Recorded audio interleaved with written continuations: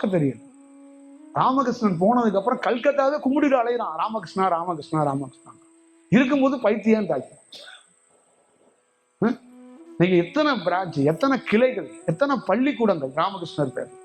முயற்சியை பின்வருங்கிறவர்கள் அதை பின்பற்றுவதில் ரொம்ப குழப்பமும் கோட்டை விட்டுக்கிடுகிறார்கள். ஆனா அதை சார்ந்தவர்களாக இருக்கிறார்கள். நீங்க ராமகிருஷ்ணர் விவேகானந்தர் மடத்தை தான் எக்ஸாம்பிளா கூட எடுத்துக்கங்க.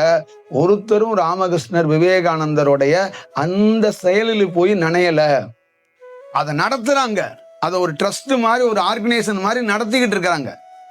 அதை நடத்தக்கூடாது, அங்க மாறப்படணும், அதுக்குள் கலக்கப்படணும். அப்ப அந்த இவருக்கு ராமகிருஷ்ணருக்கும் விவேகானந்தருக்குள்ள அந்த மனம் என்ற அந்த நிற்பதற்கு என்ன நடந்துச்சோ அதை தான் ஸ்டடி பண்ணணும், அதை தான் சங்கல்பமாக எடுத்துக்கொண்டு வைராக்கியத்தோட நிக்கணும்.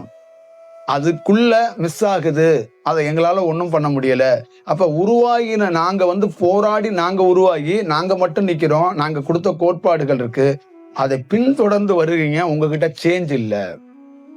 அப்ப நீங்க ஒரு சேவை ஆர்கனைசேஷனாக ஒரு ஹோட்டல் மாதிரி ஒரு நிர்வாகத்தை பண்றீங்களே ஒழிஞ்ச, நீங்க அதுக்குள்ள இருந்து எண்ணத்துல இருந்து மனதில இருந்து விடுபட்டு இருந்தாதான் நீங்க ஒரு ஆர்கனைசேஷனா நடத்த மாட்டீங்க.